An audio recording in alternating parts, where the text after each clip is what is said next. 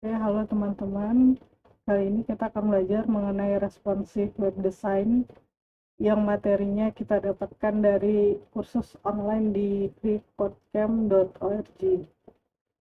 Untuk pembelajaran responsive web design sertifikasi, kita perlu mempelajari bahasa yang digunakan untuk membuat sebuah halaman web seperti HTML atau Hypertext Markup Language untuk konten, dan juga CSS, Cascading Style Sheets, untuk desainnya.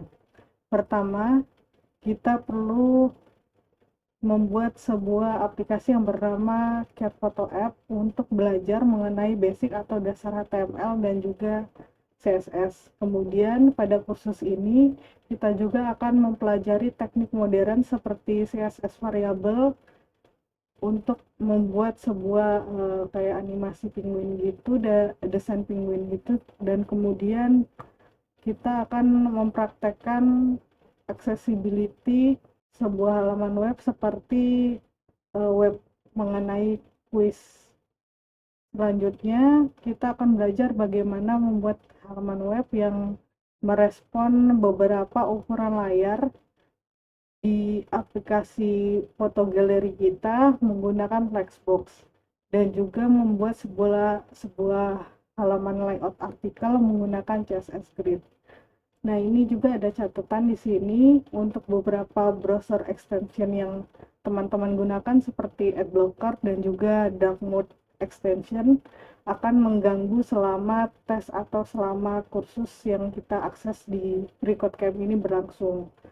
Untuk menghindarinya, teman-teman bisa mendisable sementara extension yang dapat memodifikasi perubahan konten atau layout halaman web yang kita buat di selama kurs ini. Oke, yang pertama kita akan belajar mengenai HTML text dan menggunakan HTML text untuk menambahkan foto, terus tombol, dan juga beberapa elemen di halaman webnya.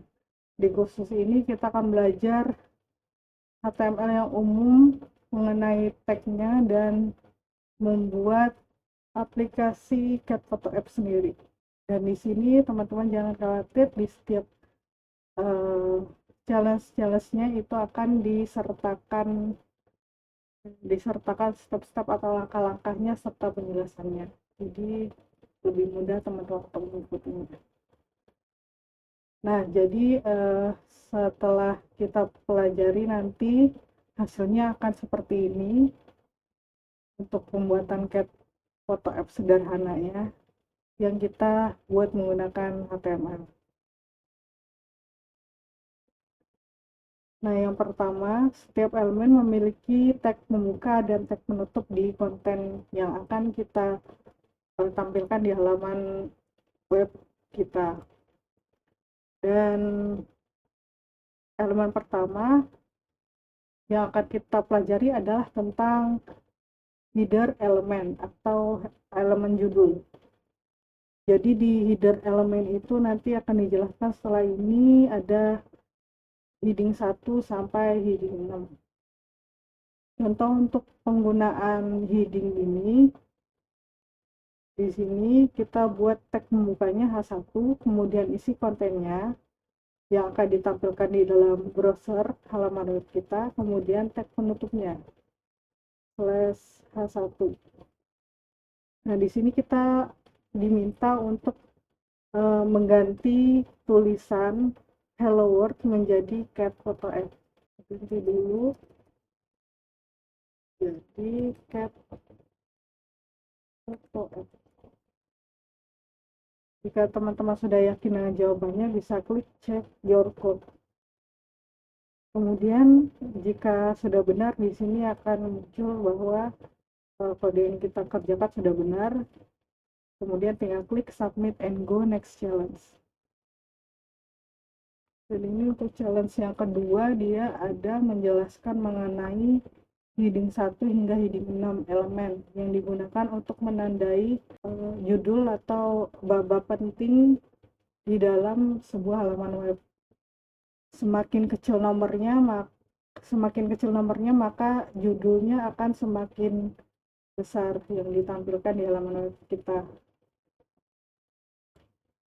Di sini ada contoh kodenya untuk heading 1 hingga heading 6. Cara penulisannya sama, ada teks pembuka dan teks penutup, kemudian di dalamnya ada tulisan konten yang akan kita tampilkan di halaman webnya.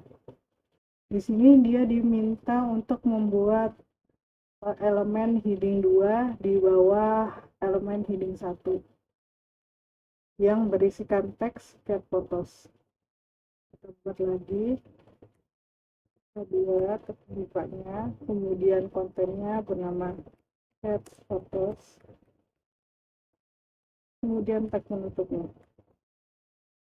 Oke, jika sudah yakin dengan jawabannya, teman-teman bisa klik check your code.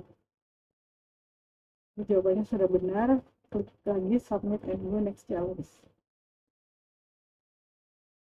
Nah, untuk step ketiga, kita bisa menambahkan p element. P element ini biasa digunakan untuk menambahkan paragraf dalam teks di dalam website kita. Kita bisa membuat elemen P paragraf ini di bawah elemen H2 atau heading 2 kita. Dan di sini diperintahkan untuk membuat teks paragraf di bawah elemen heading 2. Kita buat lagi teks paragraf dengan isian see more cat photos on your gallery. Bisa di sini, kemudian teks penutupnya. Jadi tampilannya seperti ini untuk isian paragrafnya. Kemudian jika teman-teman sudah yakin dengan kode dan hasilnya, klik check your code. Di sini sudah benar, kemudian klik submit and go next challenge. Nah, untuk step keempat, kita bisa menambahkan sebuah komen untuk menambahkan pesan tanpa mengubah hasil atau tulisan yang ada di browser atau di konten web kita. Biasanya komen ini digunakan untuk membuat kode tersebut lebih interaktif atau menandai tag-tag atau fungsi-fungsi yang kita buat di dalam kode kita. Untuk pembuatan komen, kita bisa membuat tag pembukanya seperti ini. Dan di dalam sini kita bisa menambahkan tulisan berupa teks atau nomor, itu terserah saja. Kemudian harus ditutup dengan teks seperti ini. Ini contohnya, dia membuat sebuah komentar berupa to do remove H1. Jadi di sini dia menjelaskan bahwa halaman ini perlu atau sudah dihapus untuk heading 1 ini.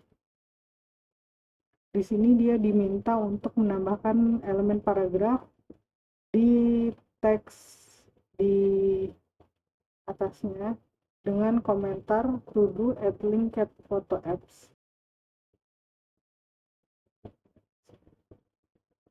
Oke, klik submit. Kemudian untuk step kelima ada beberapa elemen yang mendefinisikan area konten. Elemen ini membuat HTML kita lebih gampang dibaca dan membantu untuk search engine optimization atau halaman pencari itu lebih mudah mengaksesnya. Kita membuat main elemen untuk merepresentasikan konten utama di dalam body atau batang tubuh HTML dokumen kita.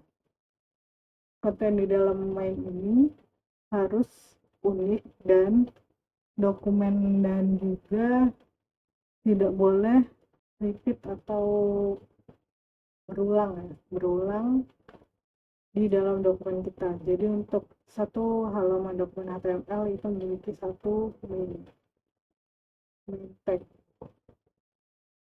kita perlu mendefinisikan section di dalam tag-nya dengan menambahkan tag membuka main sebelum heading 1 dan tag menutup main untuk menutup tag di setelah tag paragraf. Kita buat tag pembukanya main dan tag penutupnya.